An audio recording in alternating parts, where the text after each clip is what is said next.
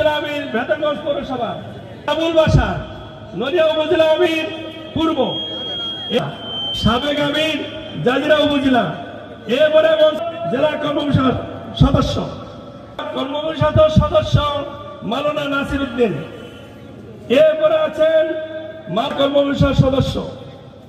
তারপর উপস্থিত আছেন আপনাদের বেতারগঞ্জ উপজেলা আমির মোহাম্মদ মোলা হোসেন, উনি অ্যাক্সিডেন্ট করে আহত অবস্থায় ছিলেন, আপনারা ওনার জন্য দোয়া করবেন। ইসলামী ছাত্র শিবিরের এই বেতারগঞ্জ উপজেলার একসময় সভাপতি ছিলেন।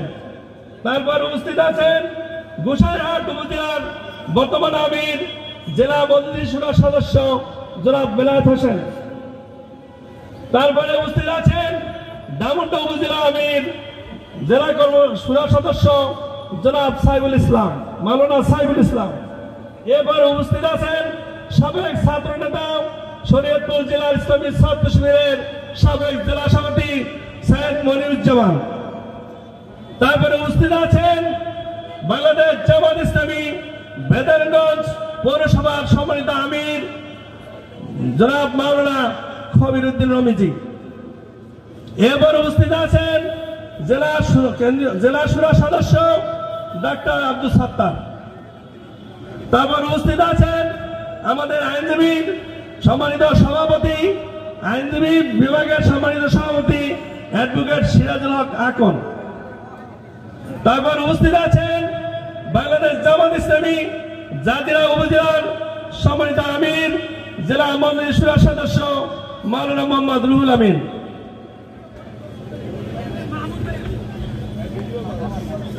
এরপরে আমার পিছনে আছেন দামোদর উপজেলার দামোদর পৌরসভার আমির, যিনি পরিচালনা করছেন জনাব আতিকুর রহমান কবির।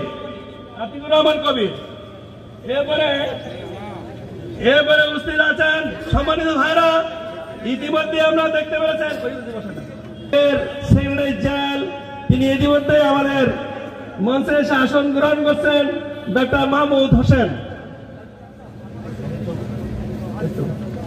এরপরে আমাদের মঞ্চে ইসলামী ছাত্র শিবিরের সাবেক জেলা সভাপতি কয়েকজন আছেন, যেমন অ্যাডভোকেট রাশেদ। এরপরে আমাদের আছেন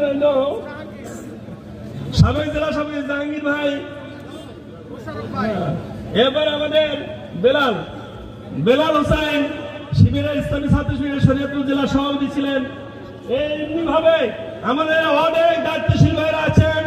আজকে যদি আমরা সময়কে একটু বাড়িয়ে আমাদের এই দায়িত্বশীল ভাইদেরকে 2-1 মিনিট কথা বলার সুযোগ করে দিতে পারতাম, আপনাদের কাছে ভালো লাগতো, আমাদের কাছে ভালো লাগতো।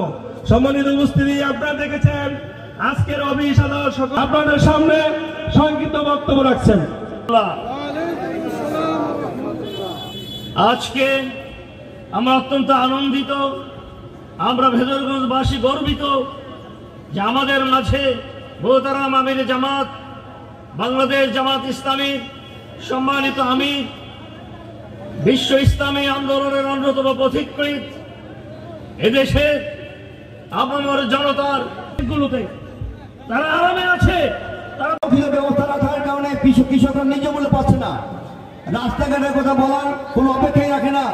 আপনি যে হেলিকপ্টার যুগে এসেছেন, আপনার এই সিদ্ধান্তকে স্বাগত জানাই। সারা রাস্তাঘাট খারাপ।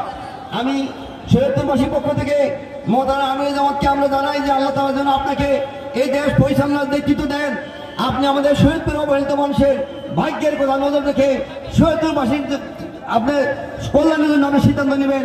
আমাদের পক্ষ থেকে আবারও আপনাকে অসংখ্য মোবারকবাদ জানিয়ে আমি আমার বক্তব্য শেষ করছি। আসসালামু আলাইকুম ওয়া রাহমাতুল্লাহি ওয়া বারাকাতুহু। ধন্যবাদ দুরা হোসেনকে তার বক্তব্য রাখার জন্য। সত্য সমাগত, মিথ্যা বিতাড়িত, সত্যের জয় অবিসম্ভাবী।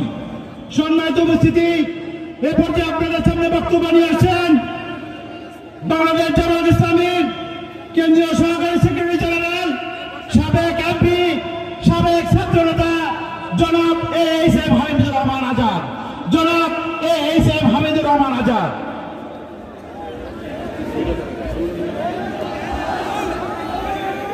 আলহামদুলিল্লাহ রাব্বিল আলামিন।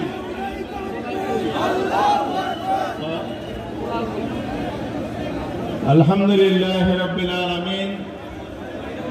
الصلاة والسلام على أشرف الأنبياء والمرسلين وعلى آله وصحبه أجمعين। বাংলাদেশ জামাত ইসলামীর মাননীয় আমির ক্ষমতায় ছিল আওয়ামী লীগের সন্ত্রাসীদের বিরুদ্ধে দেশের মানুষের অধিকার আদায়ের আন্দোলনে, ভোটাধিকার আদায়ের আন্দোলনে রাজপথে শাহাদাত বরণ করেছিলেন। সেদিন দেশব্যাপী হরতাল ছিল। তৎকালীন সময়ে ওই যে সাজানো নাটক তথাকথিত ট্রাইব্যুনালের মাধ্যমে জামাতের শীর্ষ নেতাদেরকে ফাঁসিতে ঝুলানোর প্রবণতার প্রতিবাদে সেদিনের হরতাল ছিল। আমি দুঃশাসনের পতনের আন্দোলনের ডাকে বেলাল ভাই যখন রাজপথে মিছিল করে প্রতিবাদ করছিলেন, আওয়ামী সন্ত্রাসীরা সেদিন সশস্ত্রভাবে মিছিলে হামলা চালিয়েছিল। বক্তব্য রাখবেন। আমি